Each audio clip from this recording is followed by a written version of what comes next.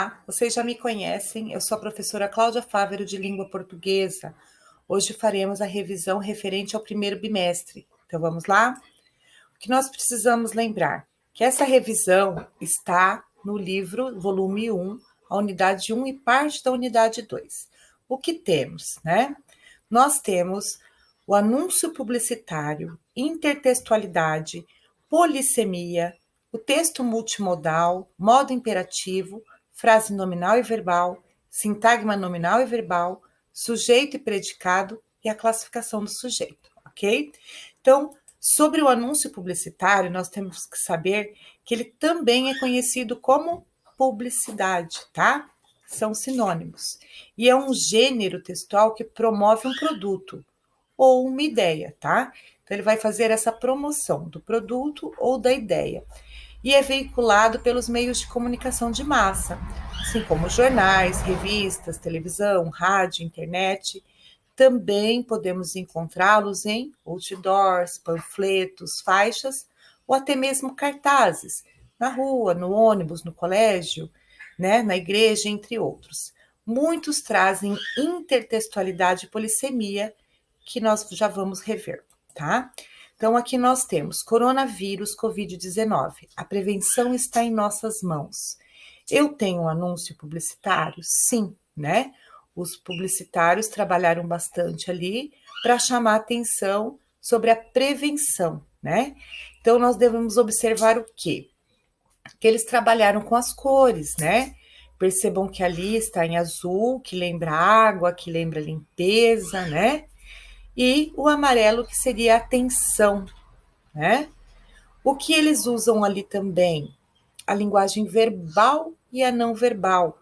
Lembrando que a linguagem verbal é aquela que utiliza palavras, tá? Sejam elas palavras escritas ou faladas, né? Mas apareceram palavras, é uma linguagem verbal. E a não verbal seriam imagens, cores e etc. Então, ali eu tenho tanto a parte, né, verbal, escrita, como imagens, olha lá, a mão, né, a água, a torneira. Quando fala da febre, coloca lá o rapaz com o termômetro, na tosse, né, colocando a mão na boca. Então, ele fez uso dessas duas linguagens. Tenho também o quê? O slogan, né? Tenho a imagem aqui que foi de quem? Do governo do estado, né? E ali ele fala, previna-se e vamos juntos fazer a nossa parte, tá? Muitas vezes o anúncio publicitário ele trabalha com verbos no modo imperativo, porque nós temos que lembrar que nós temos 3 modos, né, para os verbos: o indicativo, que é o que indica certeza, o subjuntivo, que indica dúvida, e o imperativo é que traz essa ordem, esse pedido, esse conselho. Então, quando ele colocou previna-se, né, ele deu um conselho, certo? Que nós temos outros exemplos, ó, fale mais alto, o verbo falar no modo imperativo. Levante-se daí, estude mais, é bom para você, venha à minha casa. Então, verbos no modo imperativo, certo? Lá no início do nosso livro, do primeiro bimestre, vocês devem recordar que tinha esse anúncio, era uma vez um motorista que bebeu, fim. E aqui embaixo, ó, conforme está a setinha, né? Não dá para ler, mas eu coloquei um pouco abaixo. Acabe com essa história de acidente. Se for dirigir, não beba. Verifiquem que ele utilizou 2 verbos no modo imperativo, né? Acabe, beba. E os verbos no modo imperativo, eu tenho imperativo afirmativo ou negativo. Então, não beba, negativo, beba, afirmativo. E ele trabalhou também com a linguagem verbal e não verbal, né? Percebam que eu tenho ali o pé de feijão, borboletas, uma placa, e trabalhou também bastante com as palavras, né? Então, vamos lá. As formas verbais acaba e beba estão no modo, como nós acabamos de dizer, imperativo. E o que seriam textos injuntivos? Os textos injuntivos são aqueles justamente que dão esse conselho, essa ordem, né? Nós chamamos de tipologia injuntiva. Mas uma das estratégias, né, é o emprego de uma linguagem que, em geral, se dirige diretamente ao leitor, persuadindo de algo, geralmente adotar um determinado comportamento. Então, quando ele fala lá, previna-se, né, ele foi injuntivo. Então, chamamos essa tipologia de discursiva de injuntiva, tá? Mais algumas das estratégias de persuasão, né? Para atingir os objetivos, a publicidade utiliza, então, diversas estratégias. Alguma delas você já observou ao analisar a campanha da Ecovia, ali do beber, né? Não se beber, não dirija. E também lá do Corona, que foram cores, a linguagem verbal e não verbal, as palavras, né? Quando falamos de palavras, nós falamos em polissemia. Lembram que lá no início eu falei que muitos, né, anúncios trabalhavam com a polissemia? O que seria a polissemia? É a exploração de muitos sentidos de uma palavra, tá? Então, uma palavra pode assumir vários sentidos. Por isso, esse mecanismo da linguagem costuma chamar bastante a atenção dos leitores e acaba sendo muito utilizado na publicidade. No anúncio da Ecovia, nós temos a palavra fim. O que acontece com a palavra fim? Ela pode ser o final de uma história, né? Como todos os contos de fadas trazem fim, como pode ser o fim da vida, a morte, né? Então, era uma vez um motorista que bebeu, dirigiu, fim, ou seja, ele morreu, né? Do coronavírus, do Covid, nós temos a palavra mãos, que também, né, tem dois sentidos ali, porque isto tudo está em nossas mãos, pode ter o significado que eu realmente preciso lavar essa parte do meu corpo, a mão, como eu responsável por fazer algo, né, em relação a tudo isso. E a intertextualidade é um recurso, né, quando um texto faz menção a um outro. Então, nós temos isso na Ecovia? Temos, né? Quando ele inicia Lá Era Uma Vez, nós lembramos de um texto muito conhecido que são os contos de fadas, tá? Então, ele, dentro de um texto, recorreu a outro. Então, ele tem ali a intertextualidade, correto? O que seria frase, né? A frase é todo enunciado com sentido completo. E aí nós temos dois tipos, as frases nominais e as verbais. Eu chamo de nominal quando elas não apresentam verbo, tá? Então eu vou falar que elas são compostas apenas de sintagmas nominais. E as frases verbais são aquelas que apresentam verbo. E o verbo é o núcleo do meu sintagma nominal. Se eu tenho um verbo, eu tenho alguém que fez a ação desse verbo, né? Ou sofreu. Esse que realizou ou sofreu a ação do verbo, pode ser um animal, pode ser uma pessoa, pode ser um objeto, né, entre outros, eu vou chamá-lo de sujeito, tá? Então, sujeito é aquele que se diz algo, tá? O verbo sempre se refere a ele. E todo o restante é o meu predicado. Então, ali, ó, sintagma nominal. Não há presença de verbo nele, tá? E o sintagma verbal, o núcleo é sempre o verbo. E frase nominal é aquela que não tem verbo, então ela é feita apenas de sintagmas nominais. E a frase verbal, eu vou ter pelo menos um verbo, ou seja, um sintagma verbal. Aqui nos exercícios, classifiquem frase nominal ou verbal. Online, alunos, os, aula, muitos têm. Oi? Isso não faz sentido, né? Então, neste caso aqui, eu tenho um amontoado de palavras. Eu não tenho nem frase verbal, nem nominal, nem oração, tá? Eu tenho um amontoado de palavras.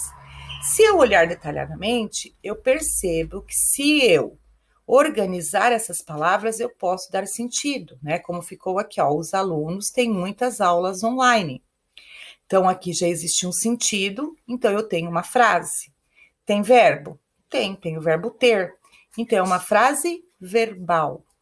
Já aqui, que lindo esse tênis novo, maravilhoso. Tem verbo? Não, por mais que eu tenha várias palavras, nenhuma delas é verbo. Então, tem uma frase nominal, tá? Saia já. Tem sentido? Tem. É frase? É. É verbal ou é nominal? tem verbo, é verbal, certo? E aqui uma única palavrinha, mas com sentido, pare. Então, também é uma frase verbal. Lembrando que as frases verbais são orações, né? Porque uma oração é uma frase verbal. Se eu tenho, né, o meu verbo, eu tenho o sujeito, certo? Então, como que eu acho o meu sujeito?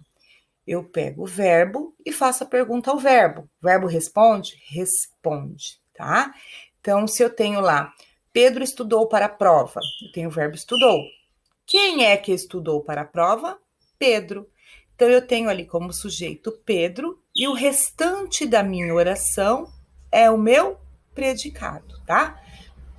Então, lembrando que na minha oração eu tenho o verbo, a resposta, né, para essa pergunta é o meu sujeito e tudo aquilo que sobra é predicado. Só que eu tenho 5 tipos de sujeito, tá? Quais são esses sujeitos? Eu tenho o sujeito simples, o composto, o oculto, o indeterminado e eu tenho também oração sem sujeito. O que eu devo lembrar? Que tanto para sujeito simples como para composto, eu encontro o núcleo, tá? O núcleo só vai aparecer para sujeitos simples e compostos.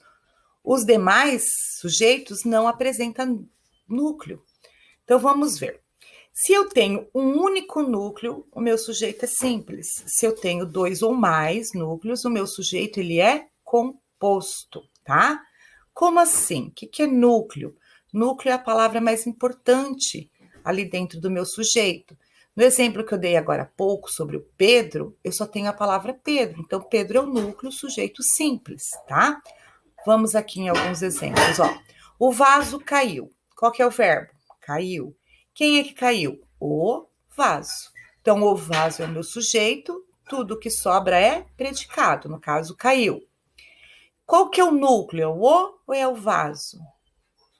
É o vaso. Então, eu encontrei apenas um núcleo. Se eu encontrei apenas um núcleo, o meu sujeito, ele é simples, tá? Os melhores alunos estudam aqui. O verbo estudam. Quem é que estudam aqui? Os melhores alunos. Então, meu sujeito, os melhores alunos, sintagma nominal, né? O meu sujeito. E tudo que sobrou é predicado. Qual que é o núcleo aqui do sintagma nominal, do núcleo do meu sujeito?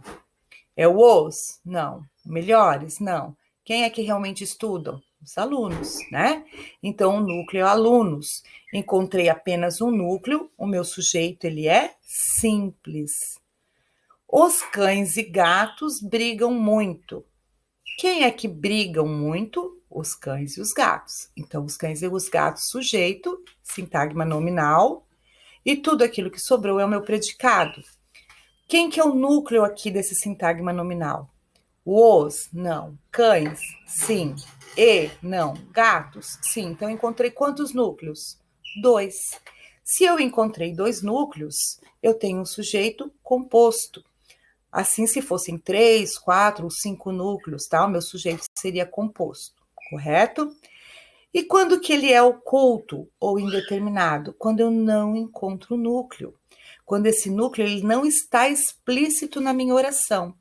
O meu verbo vai me mostrar algumas pessoas, tá? O verbo mostra a pessoa, mostra. A desinência do verbo, aquele finalzinho, me indica se sou eu, se é tu, você, ele, nós, tá? Então, quando eu encontro o eu, o tu ou você, né? O vós ou vocês, o nós e o ele, o meu sujeito é oculto, tá? Então, se eu tenho ali na oração, vejamos lá. Li um ótimo livro. Qual que é o verbo? Li. Quem é que li um ótimo livro? Eu li. Eu percebo através do verbo que sou eu. O eu está explícito aqui? Não. Então, eu não encontro o núcleo. Então, o meu sujeito é oculto. A mesma coisa aqui, gastamos todo o dinheiro da mesada. Quem é que gastamos? Nós. O nós não está aqui. Então, sujeito oculto. Fizeste um bom trabalho. Quem? Tu. Tu está aqui? Não. Sujeito oculto, porque eu não encontro o núcleo. Agora, neste caso, eu já tenho aqui, ó. Pegaram meu lápis novo. Quem pegaram? Eles. eles não é sujeito oculto, tá? Porque eu não sei quem são eles. A mesma coisa aqui, falava-se toda a verdade. Quem falava-se? Ele, né? Ele falava, mas ele quem? O sem determina o meu sujeito. Então, quando eu tenho a terceira pessoa do plural ou a terceira do singular mais esse se aqui, eu tenho o sujeito indeterminado, ok? Aqui a verdade foi dita. Quem foi dita? A verdade. Eu encontrei o sujeito. Encontrei o núcleo. Então, se o núcleo está exposto aqui, o sujeito ele é simples, tá? Ninguém tirou nota 100. O verbo é tirar. Quem tirou nota 100? Ninguém. Qual que é o sujeito? Ninguém. Que tipo de sujeito eu tenho? Muitos erram, né? Ninguém é uma palavra que define a pessoa? Sim, mas eu encontro o núcleo aqui, não encontrei o núcleo? Se eu tenho o núcleo ninguém, o meu sujeito ele é simples, tá? E quando que eu tenho sujeito inexistente ou oração sem sujeito? Quando os meus verbos forem impessoais, ou seja, quando eles não se referem a pessoas, né? Não tenho ali o eu, tu, ele, nós, vós, eles. Então, não dá para eu conjugar o verbo chover. Eu chovo, tu choves, ele chove. Não dá. Então, é um verbo impessoal.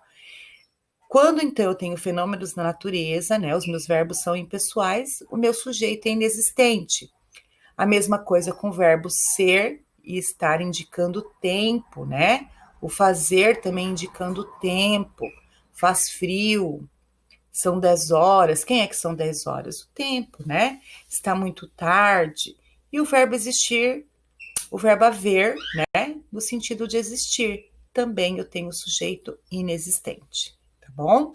Então, vamos aqui a alguns exemplos que nós temos lá no nosso livro de atividades, que temos lá, consumidor. Você também tem um papel fundamental para o controle da qualidade dos produtos orgânicos que vão para o mercado. Preste atenção em algumas informações importantes para que você possa ajudar nesse processo. O que eu devo perceber ali? Que existe uma relação entre a imagem e o tema do cartaz. Sim. E qual é essa relação, né? A imagem, em destaque à direita, incentiva o quê? O consumo consciente de frutas, verduras, legumes orgânicos, né? Ou seja, produzidos sem o uso de fertilizantes, agrotóxicos e transgênicos. Além disso, lá no cartaz também, nós percebemos que predomina que cor? A verde, que está associada aos alimentos naturais, tá? Leia as orações e a seguir indique o sujeito e o predicado de cada uma delas. Você também tem um papel fundamental para o controle de qualidade dos produtos orgânicos. Quem que é o sujeito? Quem que é o predicado? Então, eu pego o verbo, né? Quem é que tem um papel fundamental para o controle de qualidade? Você. Então, você é o meu sujeito, né? E o restante todo é o meu predicado. Então, também tem um papel fundamental para o controle da qualidade dos produtos orgânicos, é todo o meu predicado. Na B, preste atenção em algumas informações importantes. Quem preste atenção? Você, né? Você está oculto, porque ele não está ali. Então, eu tenho um sujeito oculto. Qual é o predicado da oração? A oração toda. Se eu não tenho o sujeito explícito ali, a oração toda é predicado, tá? Você faz parte desta rede. Quem é que faz parte desta rede? Você. Você é o sujeito, faz parte dessa rede, que é tudo que sobrou, é o meu predicado. Priorize o consumo de orgânicos. Quem priorize? Você. Você priorize, né? Priorize você. Então, eu também tenho um sujeito oculto. A minha oração toda é predicado, tá? Produtos orgânicos fazem bem para a vida. Quem é que fazem bem para a vida? Produtos orgânicos. Então, eu tenho aqui sujeito, né? Se ele apareceu na frase, se tem um núcleo, o meu sujeito é simples, né? E tudo aquilo que sobrou, no caso, né, fazem bem para a vida, é o meu predicado. A frase, nós damos alimentos orgânicos aos nossos filhos, é classificada como verbal porque apresenta o sintagma verbal. Qual que é ele? Damos alimentos orgânicos aos nossos filhos. Se pedisse aqui na 4 o núcleo do sintagma verbal é o verbo. Então, é damos. Na 6, pede, então, para que nós indiquemos, né, o sintagma verbal e o núcleo. Então, eu tiro o sujeito, tudo que sobrou é predicado, vai ter o verbo, e o verbo vai ser o núcleo do meu sintagma verbal. Então, a letra A, as pessoas consomem produtos saudáveis. Quem é que consome produtos saudáveis? As pessoas. Então, as pessoas não é predicado, né? Não faz parte do sintagma verbal. O meu predicado, que é o sintagma verbal, seria consomem produtos mais saudáveis. E o núcleo é o verbo, consomem, tá? A venda de orgânicos cresce 20% ao ano. Quem é que cresce? A venda de orgânicos. Então, eu tenho como sintagma verbal o predicado cresce 20% ao ano. O núcleo é o verbo cresce. Muitos consumidores escolhem os produtos pela aparência. O verbo é escolhem. Quem é que escolhem? Muitos consumidores, né? Então, eu tenho aqui como sintagma verbal escolhem os produtos pela aparência e o núcleo escolhe. Nas orações a seguir, indique o sintagma nominal que tem função de sujeito, tá? O predicado verbal e o núcleo do predicado verbal. Então, nós vamos acrescentar aqui o sintagma nominal, que é o sujeito, tá? Os produtores orgânicos têm responsabilidade social e ambiental. Quem que tem responsabilidade social e ambiental? Os produtores orgânicos. Então, esse é o meu sujeito e é o meu sintagma nominal. Todo o restante, né, tem responsabilidade social e ambiental, é o meu predicado, e o núcleo desse predicado é o verbo, que é tem. A B, os sistemas orgânicos de produção reduzem as formas de contaminação. Quem é que reduzem? Os sistemas orgânicos de produção. Então, esse é meu sintagma nominal, tudo o que restou é predicado, né? E o núcleo é o verbo, reduzem. As propriedades orgânicas diversificam a produção de espécies vegetais e animais. Quem é que diversificam? As propriedades orgânicas. Então, o meu sujeito é o meu sintagma nominal. O restante, o meu predicado, e o núcleo é o verbo, correto? Espero que vocês tenham entendido. Veremos, então, na parte 2, né? O restante do volume 1, a unidade 2 e 3. Até a próxima. Tchau, tchau.